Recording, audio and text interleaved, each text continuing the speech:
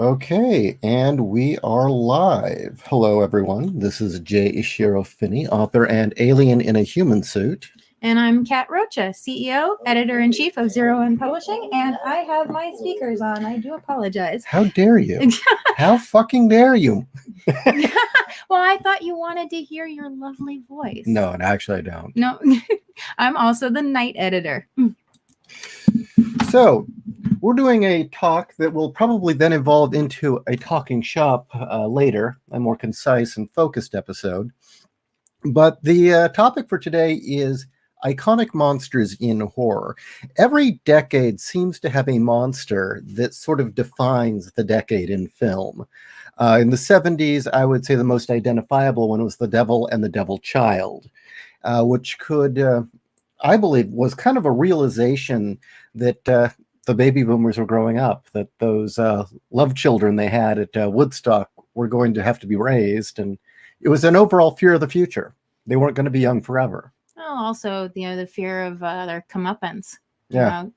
They had their fun, and now it's time to pay the piper. Yeah, exactly. And the most talked about, of course, was the slasher of the 80s, as Dark Admiral March Hare has mentioned. And there's been a lot of theories on what the slasher truly meant. There was a lot saying that it was, 80s conservatism punishing the excess and indulgences of drugs and sex and rock and roll. Mm-hmm. Because it seemed like the rules were if you had sex or did drugs, or there was a whole number of them, the slasher shows up and kills you. In the 90s, I would argue that it was probably aliens and paranoia. Mm-hmm. The 2000s after 9/11 undoubtedly was ruled by the zombie. And that was what else but a fear of the collapse of civilization. And that really has never left us. Well, you had that era sandwiched in between the millennium, 9/11, and 2012 coming up the pipe. Well, the thing is, though, conspiracy theory and alien movies were still being made, and then they just went full stop after 9/11. I mean, it just stopped. There were a few that started picking up a little later, but the whole gray alien conspiracy thing just vanished overnight, and it was zombies fucking everywhere. So, communists are the next, I hope. That's entirely possible. Too many zombies. Yeah, I got pretty burnt out on them myself. That's a good point, Dark Admiral March Hare, that there was also the whole paranormal and ghosts fad of the early 2000s. That is true, but we'd still say, if we had to pick one, the overall defining monster in the aughts was definitely the zombie. Yeah, definitely. So, what do we think is going to... Well, we never really decided on what the 2010s had. It was such a confused decade and kind of a cultural dead point. So I don't know. I think that's up for grabs what the 2010s were. I think it was the rehash. The rehash? The reboot was the monster, yeah. Now, well, it was scary before. We'll just do it again, but we'll do it with the mystery box. Yeah, the mystery box was the monster of the 2010s. Okay. Yeah, I have Abrams holding the mystery box. I have things to show you. Draw that. If Kat doesn't draw it, somebody needs to draw J.J. Abrams as Pinhead holding the mystery box. Okay, so we noticed a pattern with horror films lately, and I went back and graphed it, and we can trace it all the way back to 2002. There was a theme beginning to pop up. And first it was just a film here or there. 2009, then there were two films that were in this genre. By 2011, 2012, another two.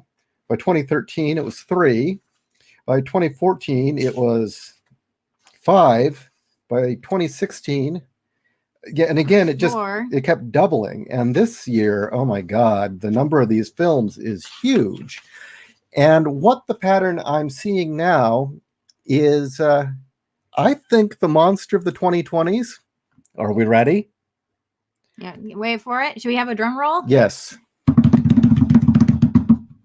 The future is female, but not how you think. That's right, ladies. I think the monster of the 2020s is going to be the feminine gone wrong.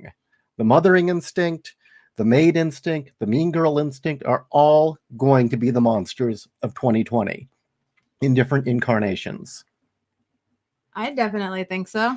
And the first film to really fall under this was a film called May by Lucky McKee, which was a manic pixie girl who essentially goes berserk and decides to start cutting up all the popular girls and sew them up into a doll that she was going to keep for herself as a friend because she had no friends. But the one that really, I think, started the trend was Jennifer's Body. I agree with that. Jennifer's Body definitely.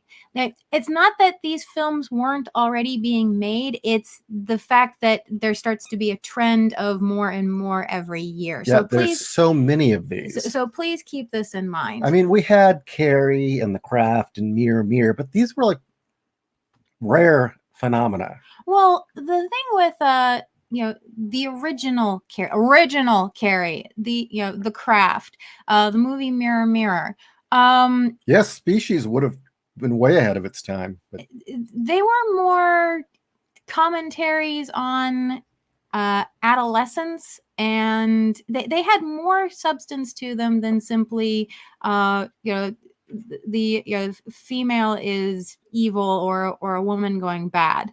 There was more to it than that. These are films that it's just plain the things that society is seeing as female are being depicted in an extremely negative way and in a horrifying way, really, especially when we get later into this decade, and it's the things that society just wants you to think epitomizes a strong, independent woman being turned on its heels and being shown as being a very negative thing, and we'll get into that later. And another interesting thing is there's usually the claim, oh, well, that's just the fear of women. This is men fearing women, except half of these films are written and directed by women.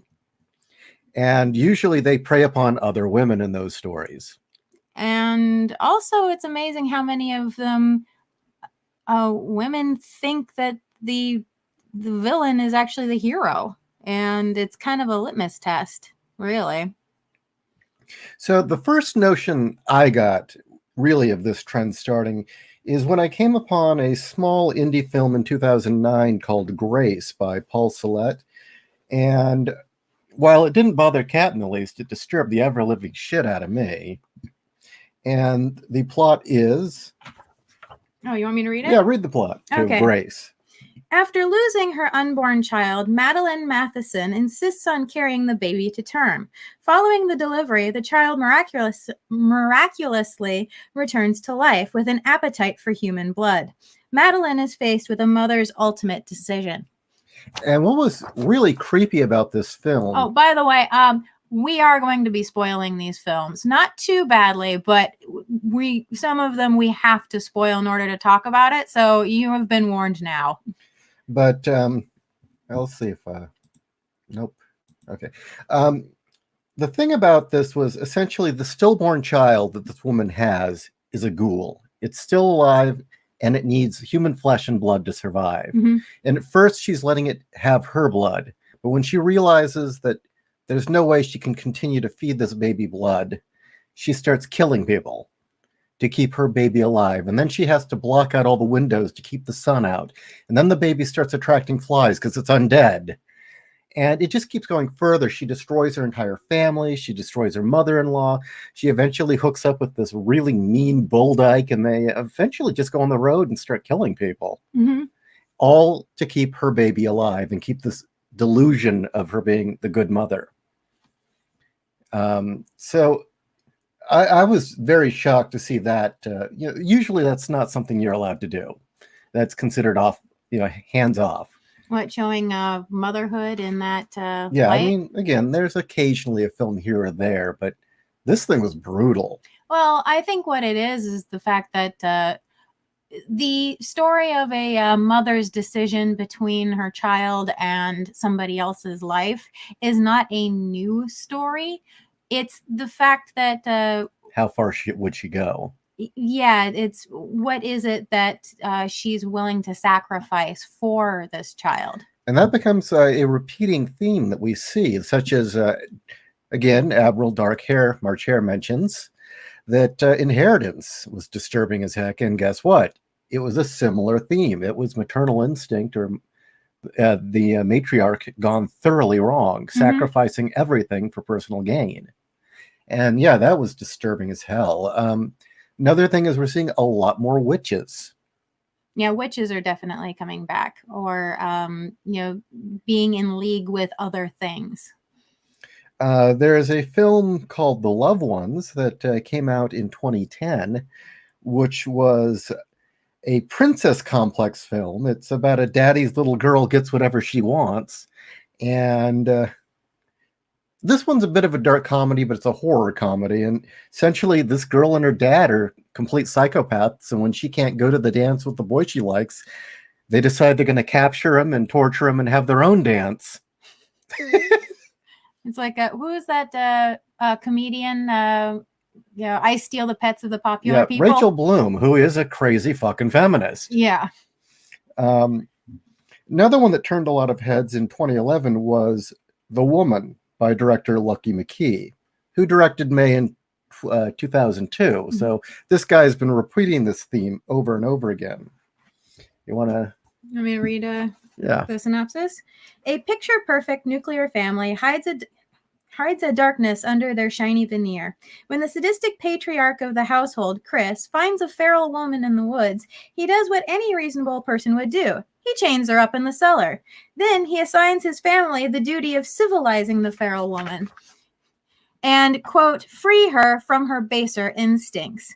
The opposite happens. The woman's presence unleashes the barbarousness of all of them. Her savagery pales in comparison to the horrors Chris and his teenage son bestow upon her. It all leads up to a massacre of the final act. Now, what's interesting about that one is I saw some of you in the chat saying you thought that the monster of the 2020s would be the nuclear family. And what's interesting about The Woman is who you think the villain is the litmus test. Because, yes, in this, you've got this picture-perfect nuclear family who's Christian, who tries to civilize this feral woman that they found in the woods. And they are definitely portrayed as the villain, but the ultimate result is this feral woman ends up destroying any sense of order or civilization in this whole neighborhood, really. It goes on a killing spree, turns everyone she infects into killers. And so... well, what do you want? Stability or madness? I kind of see it as a companion piece with, what was it called? Jennifer, done by Dario Argento. Yeah? Yeah. Talk about that one. That was a film done for the Masters of Horror series. And it's based on a folktale, I think, where Jennifer is this woman that's found in the woods. She's a feral woman. She's horribly disfigured, but has this animal magnetism, and any man that comes across her must possess her. And it's how she just goes on a spree of wrecking people's lives. You're jumping from man to man? Yeah. Or as the MGTOW community would call it, the cock carousel? Yeah, the cock she carousel. She rides the cock carousel, leaving a wake of destruction in her path. Mm-hmm. So I think the two definitely are companion pieces, where one is more sexual and in that respect, and the other is more visceral. Yeah. Another interesting thing where it's who's the monster was American Mary in 2012, which is, a date rape victim who's a medical student. She gets raped and becomes a monster herself. I mean, it kind of delves almost into torture porn. And it's a very interesting take because on the one end, you're supposed to view Mary as a hero, but at the same time, she turns into this really vile individual who's torturing people, and um, she starts getting predatory towards other women. Would you say that this is another film that's a litmus test of who you think is the hero and who you don't? Yeah. Okay, Joe Madden has an interesting comment. Can you? The only problem with making a feminist or feminine character a horror icon is that no studio will touch it. Horror lit perhaps, but no film studio will touch it. Well, that's kind of the interesting thing is a fair amount of these films are under the assumption that the woman's the hero. But you watch her actions like, no, she's the monster. Well, again, like American Mary, most people that I hear talk about this film, they see this as a great empowering film where she's basically taking back the night, and she takes what she dies on her own terms. She takes life on her own terms. Yeah, it's like, no, she's a sociopath. Maybe a little worse. Yeah. Now, just because it has some similar themes, would it be fair to compare American Mary to, say, Audition? No. Okay. No, actually, Audition's a very interesting one, and I'd like to do a show specifically on that film sometime. For the audience who doesn't know, Audition is one of Takashi Miike's films from, I think, the 90s. Mm-hmm. And it is an amazing, amazing film because the first half plays almost like a romantic comedy, down to the music, the angles, the whole progression of scenes, and then it just descends into sickness. And I would say the big difference with that film is that she's as much a victim as everybody else. She is so broken, she doesn't know any other way to interact with people. And in her mind, what she's doing is right. There's no sadism in her behavior. So you're saying that she doesn't recognize that what she's doing is wrong, where in American Mary... she's fully aware that what she's doing is evil and embracing it. In a lot of these films, it seems like this notion of the woman throws aside the conventions of society and starts doing horrible psychopathic things as being good. Like in Grace, where she's very aware of the fact that what she's doing is wrong, but doesn't care. Her baby's more important. What she wants is more important. Would you say that a theme then with the woman, the future is woman who is evil, is the ends justify the means? That seems to be a recurring theme. It may be. I mean, definitely the later films, there were 4 of them this year, mm-hmm. or last year. There were 4 of them last year. And that seemed to be the repeated theme. So that's definitely going to come up more as we continue down this list. Why don't we do one that's one of your favorites? Jugface from 2013. Oh, I love Jugface. Yeah, Jugface is one of my favorites. You might want to talk it up a bit since you like it so much. Okay, let me read the synopsis. Jugface tells the story of a pregnant teen trying to escape a backwoods community when she discovers that she may be sacrificed to a creature in a pit. And what I love about Jugface... Oh, by the way, Sean Young is fantastic in it. Sean Young plays our protagonist's mother. They were a backwoods family. Were they in the bayou? Was that where it was supposed to be? Or no, they were... I don't know where they were. I don't think it was the bayou, though, because it wasn't a swamp per se. I got the impression that they were in Texas somewhere. Or the Ozarks, maybe? Ozarks, Texarkana. Yeah. Places like that. With Jugface, it's a backwoods town, small community, almost a cult, where they have their own rituals and their own way of living, and they've been doing that since their ancestors came to this land. And to keep prosperity among their little compound and communities, they've got some sort of weird...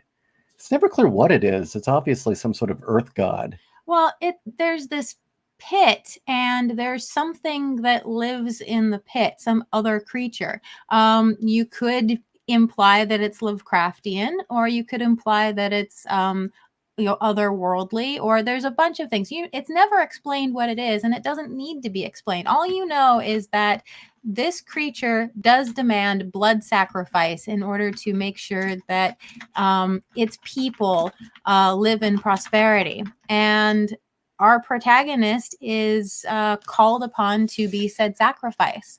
And the entire story is her trying to get out of it, and how she wreaks havoc amongst the town. And Yeah, she sacrifices literally everyone to escape. Pretty much, yeah. And what I really like about it is, yes, we may not agree with this town's lifestyle or their ways, but it is their ways, and it's how they have been living, and they haven't been bothering anybody. They're not trying to spread the word of the pit or anything like that. It's their own little tiny community, and if you live in it, you live by their rules. And it's how much she's a life-wrecking idiot, basically. Well, the thing is they have this bizarre ritual on who they choose gets sacrificed next, and what it's like every generation or something. No, it's whenever the pit calls upon a sacrifice. Rather than just destroying the method that they do to make it impossible to tell who's sacrificed, she sets somebody up. Yeah, she sets somebody up, and the pit is not pleased, and the pit takes out its wrath on the townfolk. Wasn't the guy she set up retarded? Well, he was the savant was the one who is the voice of the pit. Oh, so he was the one who would tell who would be the next person. Now, Joe Madden has another very interesting comment.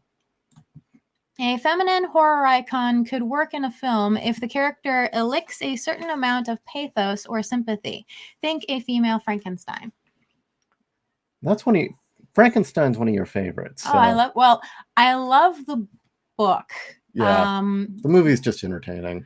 Although I do find it very fascinating how much we think is from Frankenstein is actually from Bride of Frankenstein, and how much that is a superior film. I kind of agree, Joe, but at the same time, that's when you start getting into problems where is the person who is essentially the villain being seen as the hero. And there's a lot of films like that where they go so far, trying so hard to make the protagonist seem sympathetic, that you miss the fact that this person's evil. Well, what's also interesting about that is, since a lot of these films are being made by women, and one thing that I've heard a lot of horror fans say in the past was that they related to the monster, which I find interesting. I never did, but it depends on what it is and what it is about that person that I would feel sympathetic. I mean, for the classic monsters, as far as the books go, I can definitely sympathize with Frankenstein's monster. I most definitely sympathize with poor Dr. Jekyll, and especially once I found out where the inspiration for the story came from. So, it's not to say that you can't feel for the monster. It's just, for some reason, women confuse feeling sympathy with, I relate to her. Yeah. So, going on, in 2013 also, we got that underwhelming remake of Carrie, directed by a woman. We also got Under the Skin, which some may not count, but keep in mind, she's a predatory female. She's portrayed as sympathetic, but she comes to Earth and is essentially preying upon men who are often betas, who kind of don't score with women very well. They're lonely. They want love, and ultimately she's grinding them up into meat to send to her planet for food.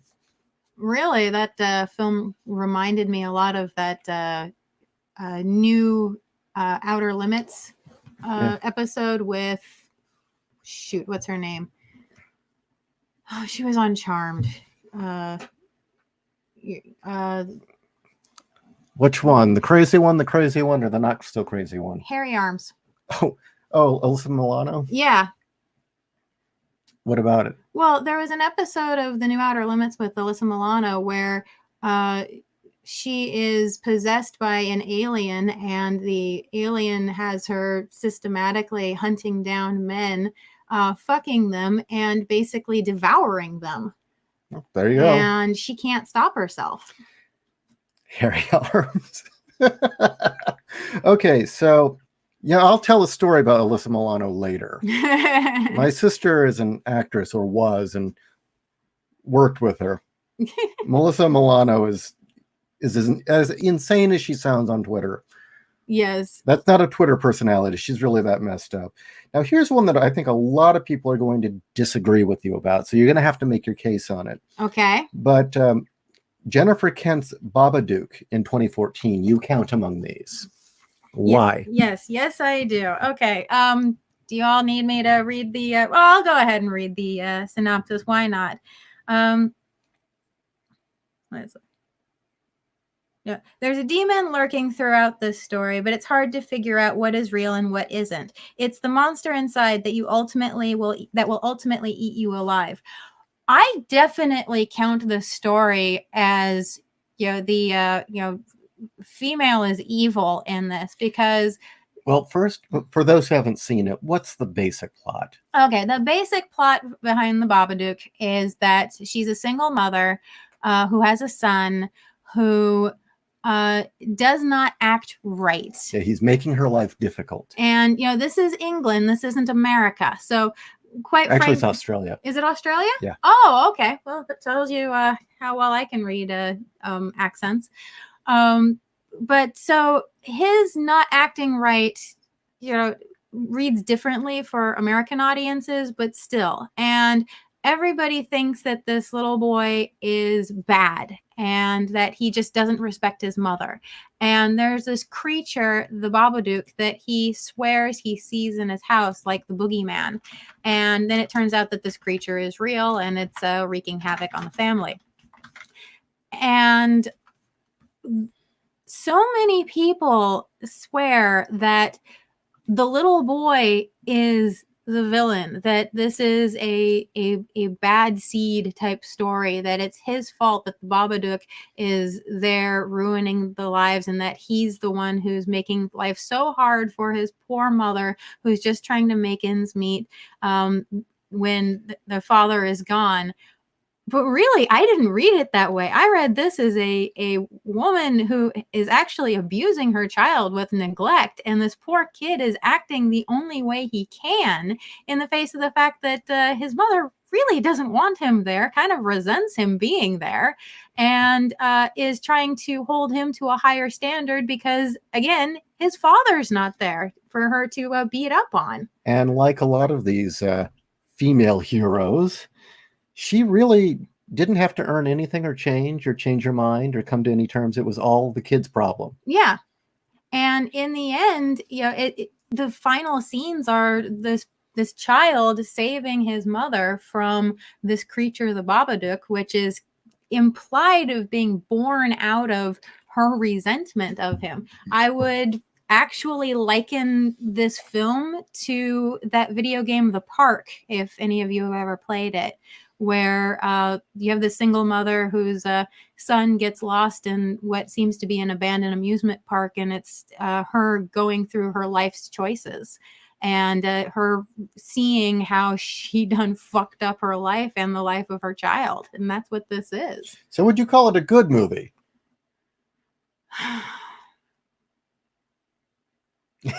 I wouldn't. I hesitate because I thought it began great. The first and second acts were great, but once it hit that third act, and I suddenly realized that she was never going to actually step up to the plate and accept her own flaws. Yeah, and that's when it's like, okay. It all got handed to her on a fucking platter. Well, not only that, but then the film way degenerated from actually being a commentary and having a story to jump scares and things popping out of the shadows, and like that's not a that's not a horror story. There needs to be something there. You can have things pop out of the shadows, and you can have major mood. Heredity, Inheritance. No, Hereditary. Yeah, Hereditary is a great example of that. There are things in the shadows, and you don't necessarily want to know what they are. This film is not that. So now we're getting into 2014, where the trend really begins to take off. These are no longer a couple of movies spread out over the years that start to turn heads. 2014 is where the pattern really starts to form. Mm-hmm. And that the one that really stood out to us was Starry Eyes. Oh, yeah, Starry Eyes. I'm going to leave that one to you to explain, because, again, that one affected you. I really gravitated towards Starry Eyes. Okay. A hopeful young starlet uncovers the ominous origins of the Hollywood elite and enters into a deadly agreement in exchange for fame and fortune. I loved this film because it explored a lot of different topics, especially, okay, first off, I love Hollywood noir. I love Hollywood horror. I think it's because I grew up in Los Angeles, so Hollywood was everywhere. One of the kids that I went to school with was actually in the film Boys in the Hood. So everywhere I looked, I was surrounded by Hollywood. My dad's third wife did makeup for Bring It On, Power Rangers, and a bunch of other things.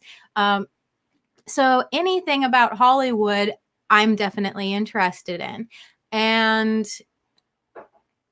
Starry Eyes is a great depiction of what this one woman will do to get to fame and fortune, and what she will sacrifice, who she will throw under the bus, who she will hurt, who she will step on, and what about herself she will throw away in order to attain stardom. And it really is a great commentary on these shallow people who will do anything to get what they want, specifically females who will do anything to get what they want. And the film has two great elements in it. Actually, you want to talk Weinstein? That's the thing. Rick Keelan. That's the thing about this. She is invited to do this audition where she comes to the studio, and they basically proposition her with the casting couch, and she leaves. So she was shocked by this. She was not expecting that offer, and she leaves. And she goes back to her apartment with her roommate and her friends, and they want to make their own independent film. And she sees them and what they're doing, and they're having fun, but it's very obvious that their independent film is never going to achieve multi-millions, and you're not going to get fame and fortune by doing this film. Her circle of friends are a bunch of aspiring wannabes that obviously don't have the dedication or talent to make it, except the one independent filmmaker who really seems to have drive and a future. Yeah, but it's going to take him time to build that career, and she wants it now. And she sees her friends, and she, on her own, willingly, no pressure, the studio did not contact her again, on her own, called them back, apologized, went back to the studio, and got on the casting couch. And you needed to have that. You needed to show what she was willing to do on her own, no pressure. She didn't have to do that, but she was given that choice of, you sacrifice your dignity to get what you want, or you can maintain your dignity and not achieve that stardom. And that's what she did. And it even goes into those weird Hollywood cults. Mm-hmm.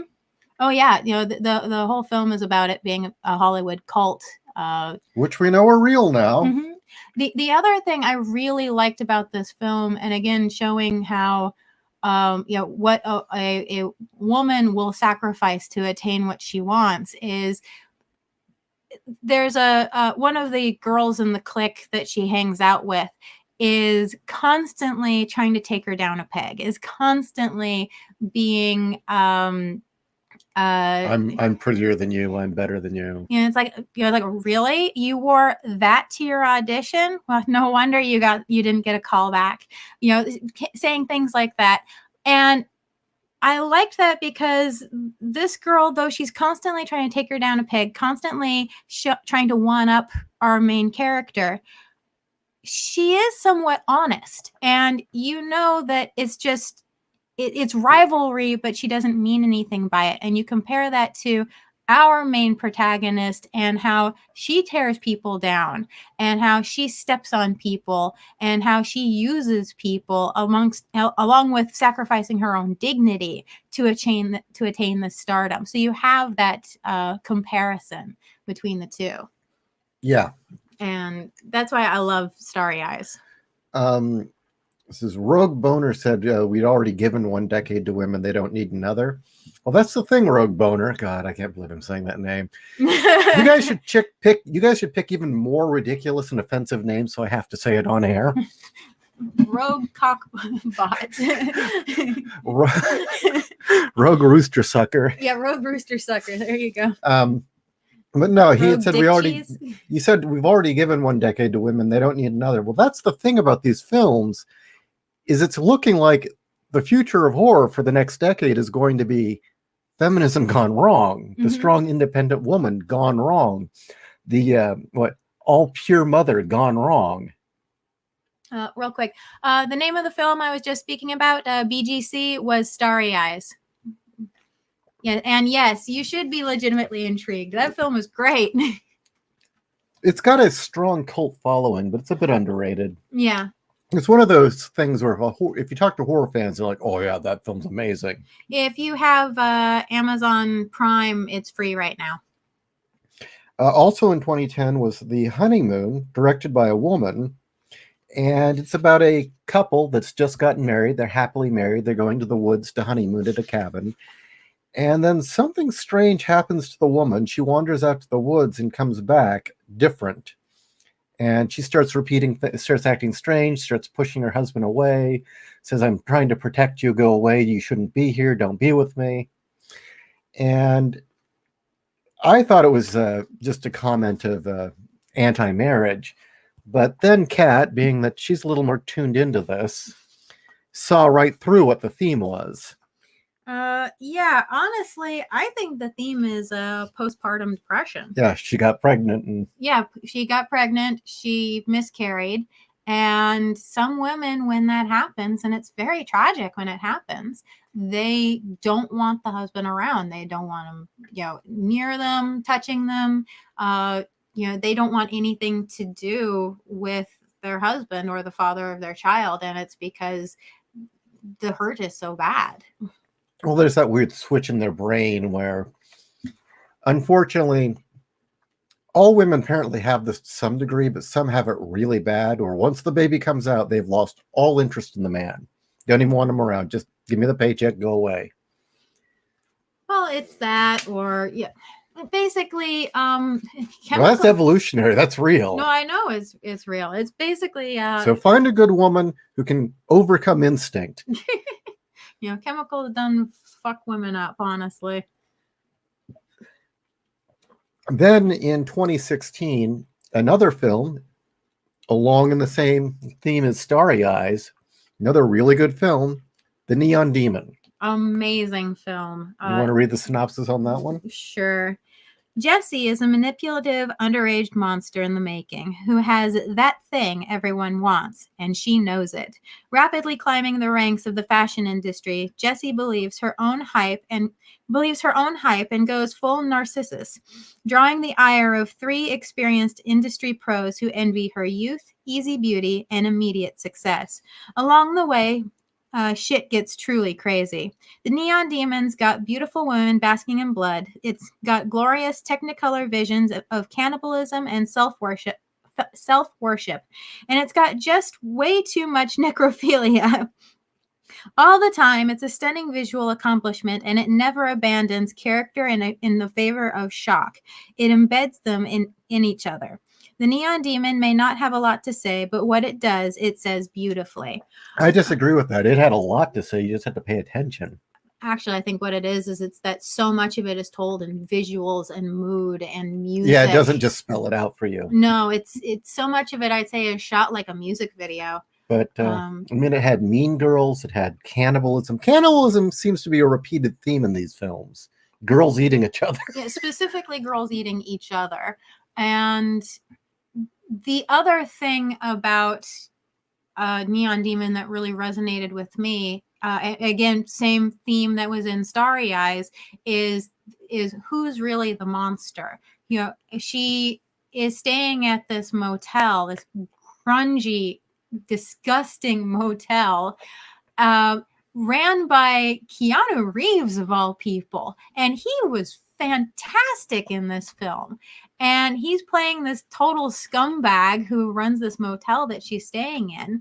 And what's great about him being in there is that, yes, he is this horrible, disgusting person, but he's honest about who he is. And he's the voice of reason. Yeah, and he is the voice of reason. He's constantly telling her the obvious. Didn't he also tell her boyfriend, look, she dumped you, she treated you like trash, run. Yeah. Stay as far away as possible, trust me. Yeah, he did. And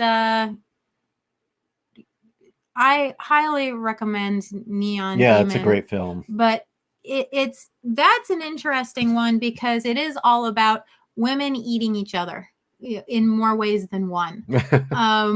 And sacrificing anyone and anything to be popular. Exactly. I don't think that there is a, quote, hero character at all in that film. Okay, let's jump ahead because some of these I don't think need to be covered. Okay, another one in 2016, Dark Song. Another motherhood gone wrong film. Sophia Howard rents a house in the countryside of Wales and hires the occultist Joseph Solomon to contact her son that was kidnapped and murdered by teenagers practicing black magic. Along the days, I think the person did a weird typo. Sophia follows the guidance of Solomon and rituals to purify her soul. However, Sophia has a hidden agenda that jeopardizes their lives. Is there more? Nope. And what that is she wants her son even if it's going to loose demons. Again, mother willing to sacrifice anything for their child. Would you say, now here's a question here. Now you have the traditional, I'd say, Greek tragedy of, the woman who really would sacrifice anything for her children because she loves her children so much. Deimos Z, her or Zoe Quinn. Zoe Quinn is kind of the archetype of a lot of these films. Explain.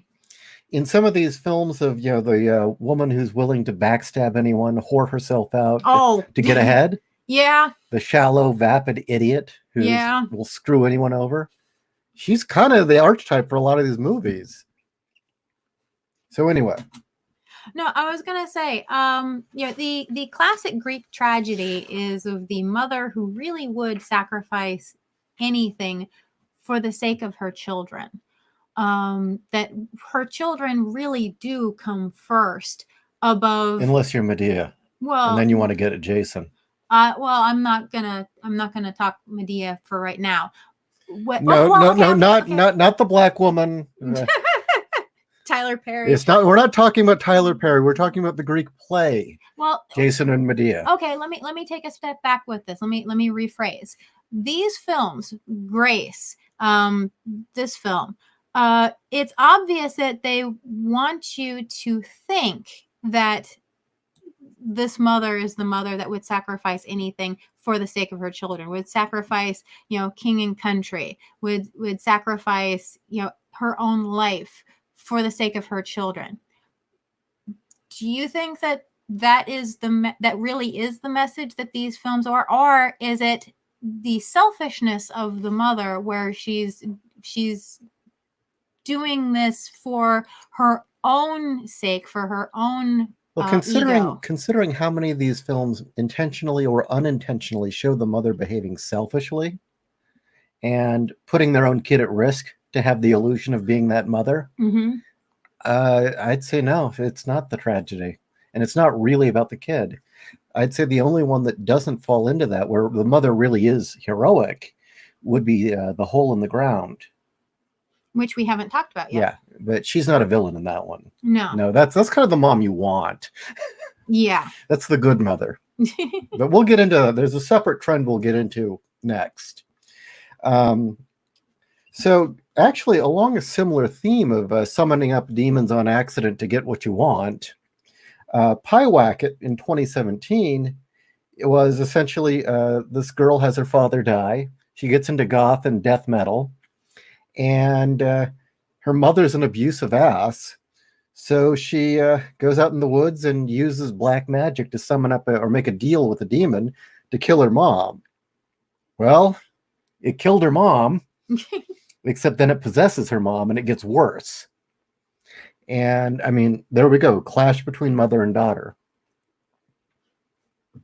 Well, that's the first time in these films that we've brought up that particular story. So is it really clash between mother and daughter, or is it a girl who is trying to eliminate in what she perceives as an obstacle to her freedom? And that's kind of a hard call. I mean, the mom really is really abusive. Mm-hmm. So, and the mom even keeps saying she doesn't want her around, wish she died with her dad, you know. Oh, thanks, Mom. Look, if you'd grown up in the 90s, like there was no shortage of kids who'd heard their parents say shit like that. No, I know. I have a feeling that life was better in the Midwest, or that parents actually raised their kids, but in California, it was pretty grim. Yeah. It was really fucking grim. Being told, why weren't you born the boy I wanted? Jesus. I wanted a girl. Yeah, I wanted a girl. Okay, you were looking at the screen. Is there a question that we need to answer? Was it the one from Rick Killeen? Okay, we have from Rick Killeen, feminine and children. The perversions of innocence is our greatest fear. That's why women and children get the lifeboats, and why Moloch is the most evil god. Yeah, well, yeah, because what's the thing? You sacrifice your child to Moloch to get what you want. Yeah. Usually wealth. Let's try this one. That looks interesting. Okay, this is from Yang Yan Zhao. With Hollywood, the way that is how many of the women monster movies are intended to portray women. That way they are subversive, and how many are trying to toe the line and just accidentally work? That's a question. Yeah. So what do you think? How many of these movies intend to portray women as monsters? That's a hard call. I would say a number of these directed by men, yes. Yeah, I think like Neon Demon, yes. Neon Demon and Starry Eyes, most definitely. There's no question the woman is evil. Yeah. And chooses evil. And chooses evil. Not born evil, chooses evil. But I think where it, for some people, it gets fuzzy is, again, things like Babadook. American Mary. And American Mary, especially now that we know about the Saska twins. I think what it is a lot of these creators, they are depicting what they see as heroic. And they don't recognize in themselves that, no, the things that your characters are doing are actually quite vile. Well, what's the first meme of 2020? Nice guy or new guy? Yeah, new guy. Yeah, where depending on your mindset,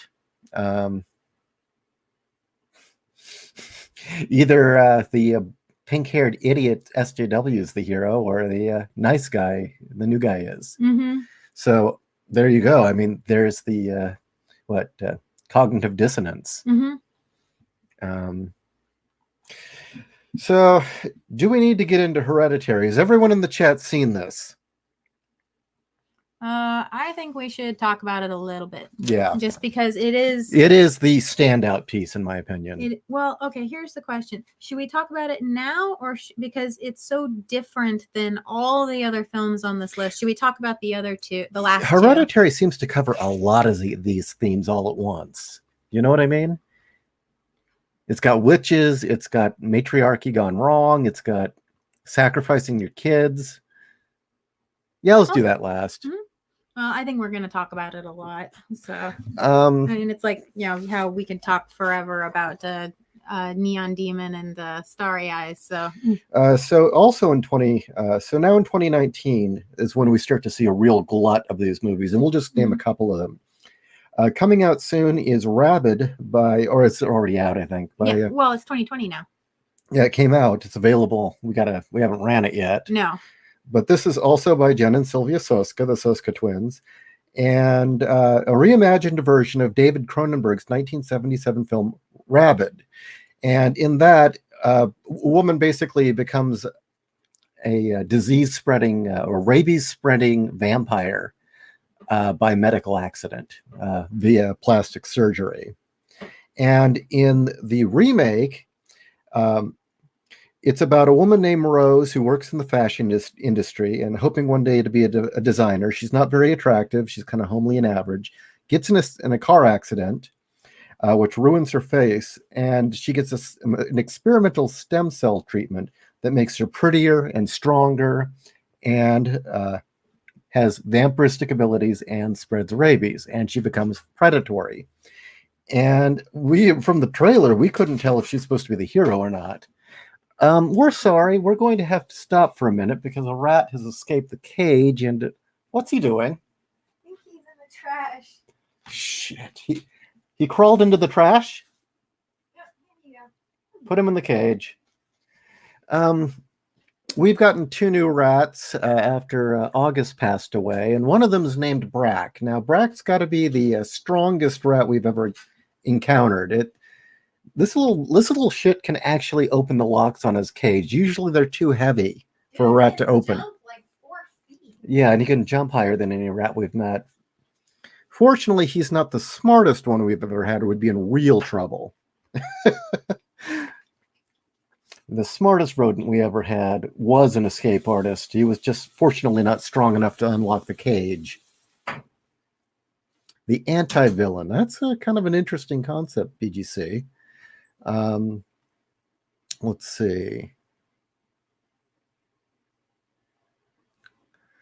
Haven't seen it yet. Okay, sorry. Okay, I am back. I have wrangled the rodent. Okay, so yeah, Rabid. It's really hard to tell if the remake, if she's supposed to be a hero or not, and I think that's maybe due to the editing or the Soska twins, but it's hard to tell. From the trailers, and you know, I know you can't really trust trailers anymore. I got the impression that we're supposed to feel sorry for her, even though she's become this incredibly attractive, incredibly strong sexual predator that's draining blood and spreading disease everywhere she goes. But it's not her fault. There's choice. There is a choice. There's always choice. But that's the thing with these films, is that there is always choice, and they tend to choose selfishness. Man of Action, we don't have any female rats, actually. No, we do not keep female rats for a variety of reasons. Male rats are more fun. They wrestle. Well, male rats wrestle. Male rats do not have problems with growing tumors. They will get them, but female rats, when they go through basically rat menopause after about a year, they become tumor factories, and it's horrible. And I just couldn't live with that. Also, I don't care what people say about male rats, quote, being more aggressive. No, they want to play with you more. Yeah, I don't know. I've gotten that complaint from, well, those are usually women complaining. Oh, no, chicks. Chicks, sorry. Chicks. But yeah, every male rat, what they seem to interpret as being aggressive or aggressive? Yeah, aggressive. Is just them running, jumping, climbing, wanting to wrestle with your hand. Yeah. just doing what a rat does. I don't get it. I don't get it either. So anyway, yeah, it's going to be interesting. Maybe we'll do an episode when we actually get around to seeing Rabid. Then there's Darlin that also came out in 2019. And that's a sequel in a sense, or to let's see, it goes all the way back to It was The Woman, right? The Woman, yeah, directed by Lucky McKee back in 2011. You want to read? Okay. I'm gonna get more. Darlin, a sequel to Woman, found at a Catholic hospital, filthy and ferocious feral teenager, Darlin is whisked off to a care home run by the bishop and his obedient nuns, where she's to be rehabilitated into a good girl, as an example of the miraculous work of the church. But Darlin holds a secret darker than the sins she is threatened with, and she is not traveling alone. The woman who raised her, equally fierce and feral, is ever present in the shadows of Darlin's psyche, and is determined to come for her no matter who tries to get in her way. So here we have that feral child from the first film, The Woman, and we get to meet the mother that begot such a creature. And her being visited upon these. Oh, I thought she was church. the woman's child. Yep. No, I thought it was her. Was it the woman's child? I thought that it was the woman's mother who was coming. I don't know. Who knows? If you know in the chat, let us know.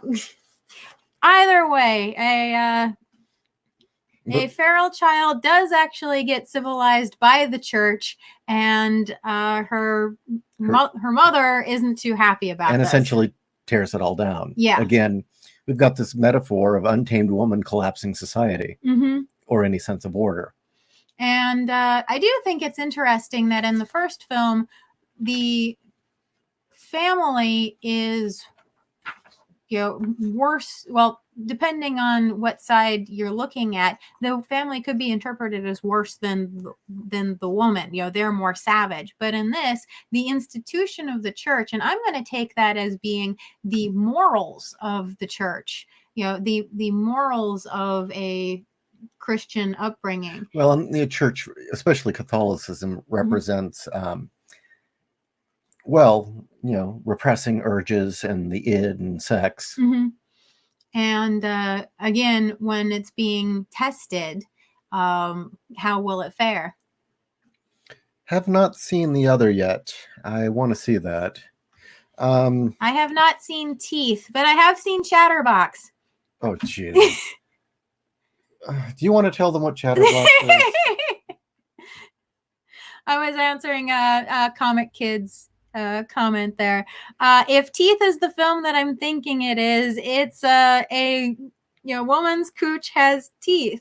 Well, in the 70s, there was they call it a porno. It really isn't a porno. It's just a comedy that happens to have sex in it. It's just a really lewd comedy. Yeah, called Chatterbox. And you can guess, she not only does she talk, in fact, she's called Virginia. Not only does Virginia talk, Virginia sings and goes on a world tour. Oh, yeah, has a great singing career. Yes, has a great singing career, but she can't get a single satisfactory sexual encounter. Not with her boyfriend, not with a high school basketball team. Nope, cannot do it.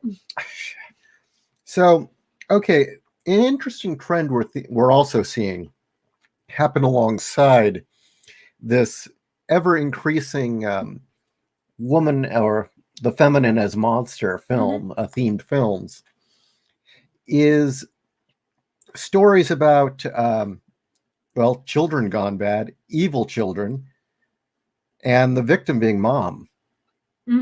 And a lot of these films are made by women.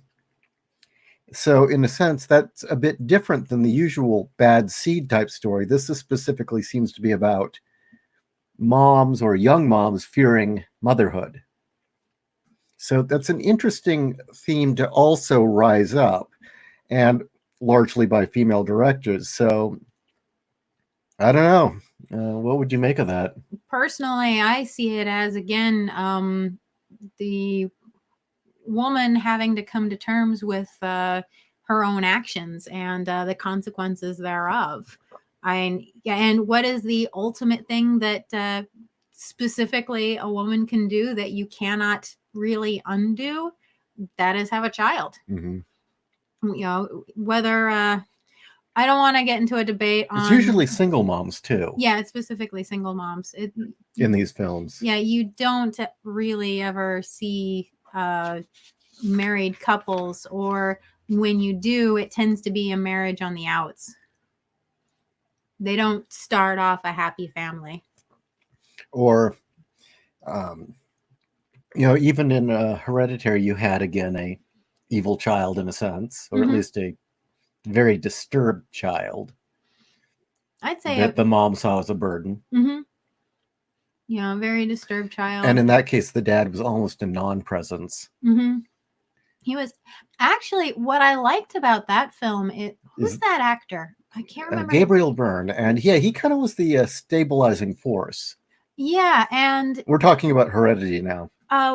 With his portrayal of the father, he was so much a stabilizing force. I was thinking that it was interesting that he wasn't a character, and I was wondering if he was more a metaphor for the rock of the family, until the moment he buys into her craziness. And first he reaches his own breaking point, and then you realize, no, he's been putting on a front this whole time. He's been trying to maintain that persona of the rock because his family needed him to be that. And when he reached his breaking point, that's when it really did all fall apart. And near the end, the one sane character is certain that the wife has done it all, that she's out of her mind.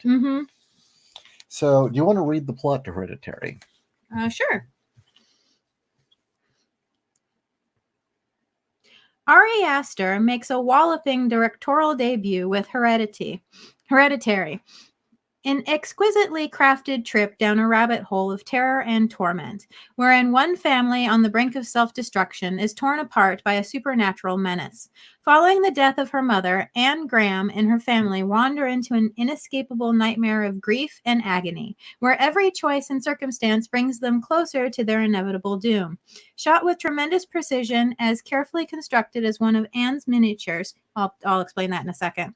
Heredity drags you into the nightmare alongside the Grahams and features some of the most stunning technical filmmaking of the year, bar none.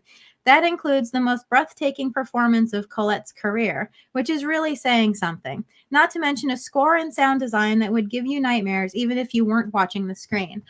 I do have to say, it doesn't go with what we're talking about, but I do have to say with Heredity, it's how much of it is shot like you're looking through doll houses. And it harkens back to what's her name? Anne? Yeah. Anne makes these miniature houses that are so lifelike, and through the film, she's even recreating scenes that either happened in the film or it's talked about in the film. And then as the farther the story goes along, the camera starts taking shots like you're looking through doll houses, like things are, as everything is unraveling, reality is unraveling. And okay, if you guys haven't seen this film yet, you may not want to listen to this part. I mean, this film is worth seeing. Yeah, again, we spoil, so. But one of the things is there's a witch subplot in this one. And in Hereditary, as the witch subplot plays out, this is just my theory, but I believe that the miniatures and the dolls were, in a sense, a repetition of the kind of, was it apotropaic magic, where the witches would make the poppets and the things to symbolize real people and real things to get what they want. I kind of got that impression too. Or the setting up the world the way you want it to be. Yeah. And This one again has a lot of these themes. It has the matriarchy gone Mhm. wrong, um, a woman selling everyone out, including family and stability and society for uh, even religious order for specifically money. Mhm. Um, it has the bad mother. It has mother-in-law or mom and mother and daughter fighting. It has well, again, as I said, selling out your children in the future for personal gain, Mhm. witches. But finally, and here's the most interesting part. And before I say this most interesting part, realize that a lot of these films, when people make movies and tell stories, often they're not even aware of the full vocabulary of symbols they've laid out. And when you lay out a vocabulary of symbols in your story, it'll start to make their own connections without you even being aware. Um, I think a really good example of that was George Romero's Night of the Living Dead. As he said, there was no intention of it being a commentary on Southern race relations in the civil rights movement. But by virtue of the location, the people, the protagonist, and the whole thing, those symbols started to take shape anyway.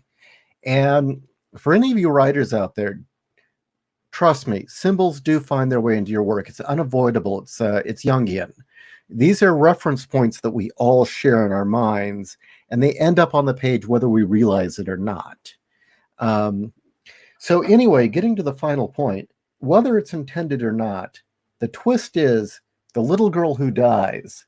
This has all been one long um, what witchcraft scheme or ritual, Mhm. because she was supposed to be born male so that the witch god, That actually wasn't the impression I got. as we have now corrected the your what was the wording, we Well, what it is, the air of your female body. well, yes, but what I got from that was Anne says at the very beginning, I refused to give my mother my son, so I gave her my daughter instead. Mm-hmm. So I took And that, grandma needed a male yeah. child. So I took that as originally her son was supposed to be possessed, and probably the daughter take up the mantle of, Yeah, the next high witch or the next whatever. And because she refused to give up her son, refused to give up her child, her first child, it everything yeah, unraveled. and it was And inhabiting the daughter. was inhabiting the daughter, which I liked because it explained why the daughter kind of looked weird. Yeah, She had very mannish features and it didn't look right. and so there you go. At the very end, mother and transgenderism. Hmm. Oh, my baby's different. You were born wrong. It Hmm. was the wrong body. And if all of this is not a metaphor or a great reflection of everything wrong with the last decade, I don't know what is. Well, I think on top of that is the fact that everything is applauded of the daughter and what Yeah, she does. And the son is, quite frankly, a fuck up. yeah, he's a bit of a loser. But he's a loser, He's just an average kid, though, isn't he? He's a teenager who's kind of an idiot. but he's never had anything expected of him. Yeah, He was never encouraged to strive for more or achieve more. So he turns into a pothead yeah. teenager. Mom tried to kill him. Yeah, well, no, she didn't. No, she was sleepwalking. Remember? She claims she was Oh, sleepwalking, yeah, she did and try she to kill tried to him. set him on fire. Yeah. So that's the pattern we see. That kind of leads up to where we're at now. I know that there's a lot of films we skipped over, but just graphing it, the acceleration of these themes starting in 2002 and getting to 2019, and just tons of these films being made. I believe that the boogeyman of the 2020s may be the female aspect gone wrong. And honestly, I'll be interested to see how many films being made moving forward are another one of these litmus tests where the filmmakers don't recognize that their protagonist is actually the villain. Yeah. The devouring mother. Exactly. You Mhm. nailed it, BGC. We should probably have you on sometime. You seem to be really in the know of this subject, and I don't mean bad mothers. I mean your sense for story symbolism and how stories are constructed seems very well read and very informed. So I think you'd make a good guest. If you've got the microphone, we'll do it sometime if you're cool with it. Now let's talk about a film that is not these things, One of these things, yeah, not like the other. but rather The Good Mother. Okay. And that falls into the child gone bad category. Mm-hmm. The film The Hole in the Ground. It's an Irish film. I don't want to ruin it. It goes into Irish mythology, but it's about a woman who's had a bad relationship. She moves out to the Irish countryside and starts to suspect her child is no longer her child. Thing is with that film, She goes through hell and high water to get her son back, she does. and she has to earn it. She does. I am personally on the fence as to whether or not it fits within our parameters.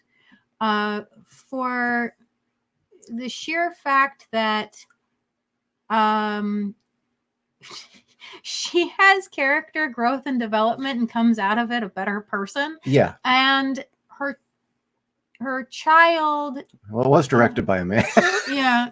Well, and at the end of the day, it is about her wanting to save her child from her own decisions, and her own failings, from her own fears, and it is about her really coming to terms with herself. So I don't know if that really comes under the headings or belongs in the same category as the other. I can see why it can be put in the same categories as the films that we've just discussed, because fears of motherhood, fears of single motherhood, fears of responsibility. And the interesting thing is, like I said, unlike say Babadook, this film has an arc at the beginning. Mm-hmm. Her son is very upset that his dad isn't around, that she lied to him about dad. Mm-hmm. There's a part where he's scared of spiders, and the mom takes the spider and puts it outside and says, oh, she didn't do anything to you. And he says, Dad would have protected me. Dad would have killed the spider. Mm-hmm. And she says, well, I'm not dad. And eventually, she has to protect her son. She has to choose to protect her son. And it's not easy. And the other thing that's interesting is the moment she realizes something's wrong about her kid is when he stops complaining about dad not being around. Suddenly, everything's fine. He's a perfect kid. He's everything mom wants him to be. And she realizes that's not right. The reason that the monster worked so well was due to the main character's alcoholism being the monster to be defeated. Scary and heartbreaking, from Joe Madden. What film are we talking about? Was that Joe? Which film was that? Somebody else. Owen Lister wants to know if we'd seen the Hansel and Gretel trailer. I haven't. The one with Hawkeye as Hansel? I have no idea. I think they're actually doing a legit. Are they doing a legit one? Yeah. Then the answer is no. I didn't know that such a thing was being made. Yeah, witches, cannibalism, abandoned children, famine. That makes me happy if they're going to do a good adaptation of that story. Yeah. I eventually do want to do a retelling of that myself as a story. I've got about 25% of it written. Mm-hmm. Yeah, that's one of the reasons I think it's good I'm sitting down and taking time just to focus on prose for a while. I've got a handful of novels that are already like at least 1/4 done. And it was like every time I thought, okay, I'll finish this, a comic or a graphic novel came up, and well, you do the one that makes you money. Okay, let's see. Joe Madden. So I don't know. I'm kind of lost here. It's okay. We'll figure it out. There isn't a gingerbread house. Well, I could see the gingerbread house as being a metaphor for wealth and prosperity, for food. Not, it wasn't always a gingerbread house. In some versions, it wasn't. Hmm. It's a really old one. I mean, Well, famine. It's about famine and yeah. unwanted children. Well, and unwanted children that are abandoned, that are starving, come across somebody in the woods who seems to have what they need, and makes them prisoners. And in some iterations, the children both leave, and in some they don't. So it's Gretel and Hansel, not Hansel and Gretel. Yeah, this shit isn't woke, is it? It sounds woke if they're flipping the names. Well, is it going to be woke as in they're going to flip the roles and that Gretel's going to be eaten and Hansel saves her? Is that going to be the change? Um, Oh, the Fantasy Island trailer. That looks like shit. yeah, it does. It doesn't look real. Socialism. I like Malcolm McDowell as Mr. Rourke. Well, let me say, Rick Killeen, I hope socialism and communism becomes the villain of action movies again. That would be awesome. I want to see Rambo blow some Reds away. Oh, that would be cool. That would be really cool. Of course, I would love, I want James Bond to have his dick back. This, woke chick telling him to shut up, old man. It's like, fuck that bullshit. Okay, so I can't fap to some, mouthy chick. So I thought it was click the mouse or scratch the record. All in good. Okay. Well, we've been on for about an hour 15, and we've pretty much covered the subject. I will probably do a more involved video covering this in more of a documentary format once our move is over. Yes, it appears we're moving, finally. Yay! Escaping to the state of Arizona where it's less insane. Yes. Where the communists have not yet taken over. So do you guys have any questions? My cold, dead hands. Well, you've got a gun waiting for you. Yeah. You got a few.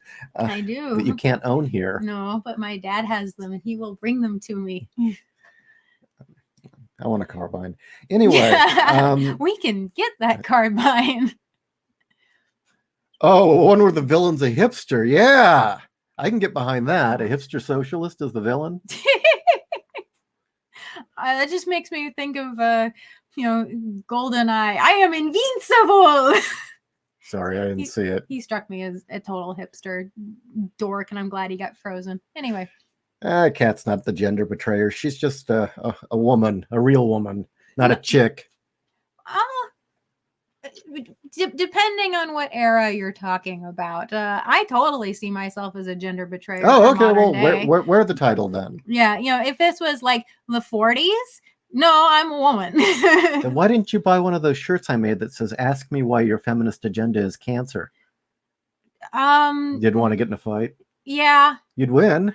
I know, but I liked the Valkyrie shirt you made for me instead. Yeah, I like that. Oh, Mossberg. Yeah. Actually, we do want one of those, Madden. We definitely want one of those for the house. Okay, Cosmic Kid asks, do you write symbolism and themes into your stories seamlessly? If you're a new writer, I think the harder part is to intentionally work symbols in and make it seamless. The symbols you don't intend, you're going to do if you try or not. You can't help it. The thing is, and this is one of the reasons I really push that people start reading literature again in the Western canon and start seeing films that are important throughout our history, is these are reference points. The last show we did, I had mentioned multiple times that I thought every writer should read the Bible. Somebody took that to mean, I must be some Christian. And no, it's that is a vital piece of our culture. And you cannot understand literature if you haven't read it, and that there's a language of symbols. What it is we've all got reference points that we share. And as our culture becomes less cultured and educated, we're sharing less and less reference points. And I want to do a show on this. And for example, I like to bring up the Wizard of Oz as an easy one. The man behind the curtain is such a common term. And that term, that phrase speaks a wealth of ideas, all encapsulated in that little phrase. And we all know what it means. Pod people from Invasion of the Body Snatchers. Again, a wealth of information is stored in that one reference point. We were talking about a few. The Matrix is an amazing one. Um, while on the surface, The Matrix comes across as just kind of a very clever action sci-fi film, it's done an incredible thing for us as a culture and is very significant in that it has now encapsulated all these huge ideas into easy things. The Matrix, a false reality, a delusion, a lie, red pill, blue pill.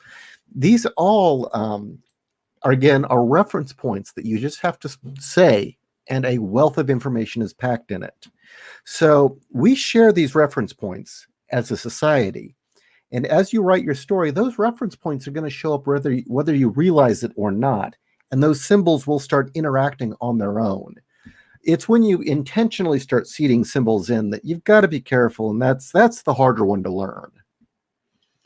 A little off topic here. Somebody, let me find the comment, asked if they can buy a human suit like yours on Amazon. Star Sledge Player. No, actually, that's not quite possible on Amazon. You see, this was developed on Zeta Reticula. It's made to conform to the body of a gray alien or a Zeta Reticulan, and it's using mimetic technologies that are not yet available on Earth regularly. Once it's let out of all the other stuff that they got from Roswell, you'll have one. Oh, so it's still under top secret. They have clearance. Yeah. What level of clearance? Just like anti-gravity hasn't quite yet been released. I'll have you know, I don't really believe any of this stuff, guys. I went through a phase of insanity where I did, and I was losing my mind. But after a while, you start to realize your mind is a very, very powerful thing, and that it can generate all sorts of stuff in front of you that shouldn't be there. So anyway, if you got any more questions, quickly, or we're going to close the show down. All right. Well, let's give it a few more seconds just to see if it catches up. We're about, 10 seconds ahead? I think so, yeah. But we're going to start doing these more and more. It's an easy way to get content out. We really enjoy talking to you guys. We'd like to have more guests on. Guyver, yeah, eventually, Owen. I'm moving right now. Everything's in boxes. We don't even have access to our DVDs. Isn't The Matrix all about life possibly being a simulation? The Wachowski brothers made everything a simulacra and simulation. Well, yeah, I mean, but even that, it goes all the way back to what the Platonic ideals, that there's a perfect everything, and we're living in a pale reflection. The metaphor of the cave, or the parable of the cave. I'm sorry, Gnosticism. These are all themes that how would I put it? Unfortunately, to most of your readers, or the average reader right now, if you said the Platonic ideal, they're not going to have any idea what you're talking about. Relationships? Yeah. But if you were to say, no, you're in the Matrix, oh, there you go. It's already been explained. You know exactly what I mean. I think that is one of the good things about the Matrix, is it's now given us that reference point. Well, it's given us a vocabulary to discuss these huge ideas. Another one that did us a wealth of good was Star Wars. I had actually read an interview with, I forget which sci-fi writer. He said, yeah, we all complain about how Star Wars made sci-fi hip, trendy, and kind of shallow. These guys were being snobs. Understand that these were like golden age writers who were being snobbish about Star Wars. But then he said, but we've got to admit, now everybody knows what a hologram is. I don't have to explain it when I write my story. They already know a hologram. I don't have to explain why robots and what they think. I don't have to explain, was it blasters? There was a whole list of things he was mentioning that he didn't have to explain anymore because everyone knew because of Star Wars. So, yeah, it's a real crime that things like Star Wars are getting stomped upon and tried to be revised. These things are not just movies about space wizards. These are things that are important to our culture. There's a reason that Star Wars, the original, is in the Library of Congress. It has a cultural significance to us. And frankly, The Matrix should be there too. So I'm not on Twitter on purpose. Good thinking, BGC. No, he wants to DM us, but he's not on Twitter. Do you have my email, BGC? Okay. You know what? I don't care if you guys email me. Just don't send me a lot of hate. Um, okay. Come on. There we go. Okay.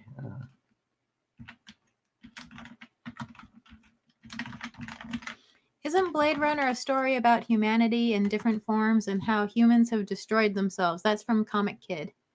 It can be taken that way. I think at its heart, it really is down to what is human, what makes you a human. The replicants, they're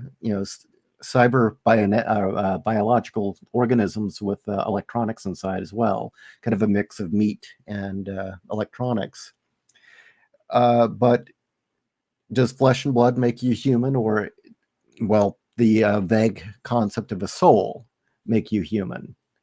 Is really the question at the heart of it. There's other things going on, but you could say that the humans were acting less human than the replicants for a reason. It was, oh God, Batty? yeah. Oh, Rutger Hauer had said about playing Batty was that I find it interesting that we're doing a story about a toaster with a soul. Why would one give a toaster a soul? That's a good question. Mm-hmm. And then, of course, there's the larger metaphor of our relationship to our origin.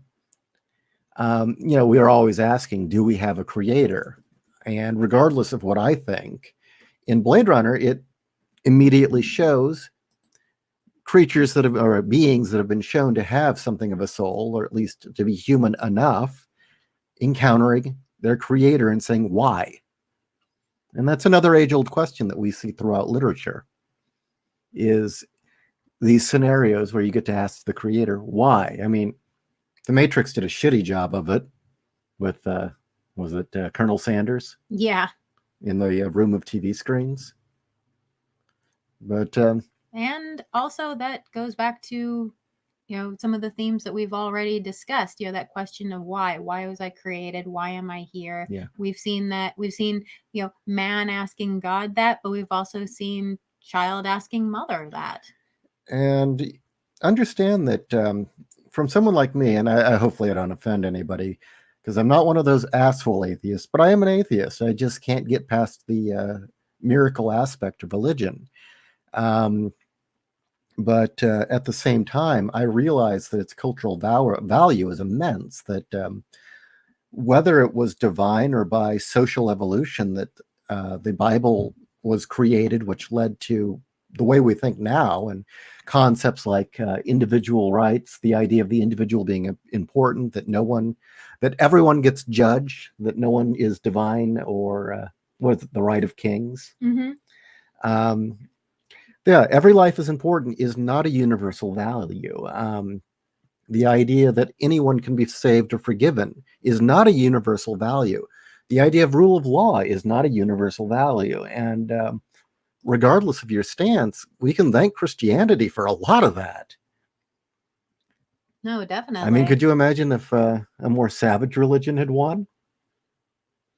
Well, and really, I'd say we can thank Christianity for that ideal, and we can thank the modern era for finally creating a world where at least a large part of the planet, not all, but a large part of the planet can actually live that way. Yeah. You have the luxury of saying every life is, matters. Every life matters. Or has worth, Mhm. and that anybody can be forgiven. Yeah. Or redeem themselves. Redemption's not a universal value either. No, it's not. Actually, I'm shocked at I went to a Lutheran school, and Lutheran is Catholic light, or at least that's the way that I was taught. And they definitely, Lutherans are just really, really nice. Yeah, it's you don't do the hand jive, and you have punching cookies at the end of every mass. So, but we were definitely taught the idea that everybody can be forgiven no matter what the sin. Now, On earth, you may still be punished, but On earth, maybe you should be punished. yeah, on earth, maybe you should be punished, but God will forgive any sin as long as you yourself are truly repentant. You can't just say, go into the little box and say, "Oh, I'm sorry." No, God will know if you're lying or not. And I was shocked to find that there are sects of Christianity, in fact, lots of sects of Christianity where that's not true. They don't have that. I found that very fascinating. Now we're veering way off course, and I'd really like to devote an entire show to reference points, cultural symbolism, and religion. Mm-hmm. So why don't we plan to do that another night before I lose my voice? Well, should we lock down do we want to try to do it before or after the move? Before. Before the move? Well, Tuesday I have my last class. So what day would be good? We can't plan. What it's going to be is you and I are going to look at each other and say, you know what? I'm not tired. Let's do this. True. I mean, Very so many of true. these nights with the packing, we come home, or you come home. I work from home writing. Mhm. But you come home, and lately I haven't been writing. I've been packing stuff. You and I just collapse and turn the TV on, and When watching these movies that we then talk about. or we just stare at Steven Crowder till we pass out. Yeah. Crowder or Hey, Teresa. yeah. Variety of things. Sorry, Teresa, we're leaving now, but if you want to pop in when we talk about religion, that'd be fun. Actually, we should do a show on the place of religion in writing. Yeah. I mean, not just current, known religions. We'll do that. Let's talk about it off air, but we'll do this. We gotta sum up. We got packing to do. We got packing. Okay, we're going to be moving to Arizona. Hopefully, it looks like we're out the door by Monday. Not this Monday, but Monday after next. Mm-hmm. Great talking to you all. We will schedule another show soon, and this will become a regular thing. So, I don't know, party on, rock on. No, I'm not invoking Wayne's World. Okay. No. Yeah, dude, we're there. Yeah, Beavis and Butthead. That's much better. Good night, everyone. See you later, dude.